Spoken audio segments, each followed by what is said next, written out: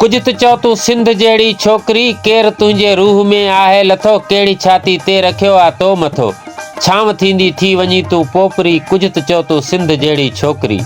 सामारे शहर जे नौजवान कलमकार गुलाम हुसैन लंजवाणी जा प्यार पोता अयूब खोसे जे ख़ूबसूरत नज़म सां। तूं रुगो महसूस कर, तूं रुगो महसूस कर, हिन कमीणे शोर में सॾ कंहिंजो केरु आ, कंहिंमें आहे दिलबरी, कंहिंमें थोरो फेर आ, कंहिंजी खुशबू आरुनी, केरु आ बारिश जियां, केरु थो साहिल तके, केरु आ विछड़ियो किथां, कंहिंखे ॻोल्हिनि था सफ़र, तूं रुगो महसूस कर। वेशतन जे वाव में केतिरा आहिनि गुलाब, केतिरियूं आहिनि कलियूं, केतिरा आहिनि उकाब, कीअं थियूं भटकनि चुमियूं, कीअं था रोइनि हिजाब, केतिरी आहे जुदाई, केतिरा आहिनि अज़ाब, कंहिं मथां आहे खंजर, तूं रुगो महसूस कर। छो दरिया आहे सुतल, कोन था झूमन कंवल, का दरियनि में माठ आ, सब्र उठल आहिनि गज़ल, कोन थी झांझर वॼे, रंग ज़हननि खे लॻल,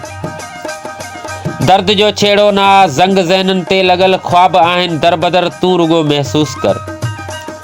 जाग खे का आग आहे, पेर जेको बि खॼे थो, आशिकी जो माग आहे, ज़िंदगी को छाग नाहे, हिन उघाड़नि दोज़कनि में कहिड़ी दिल में दाग नाहे,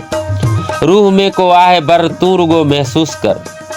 चांदनी खे पेर आहिनि, हर गुलाबी साहिरी खे रेशमी खे पेर आहिनि, जेके दिल जे छांवरनि जो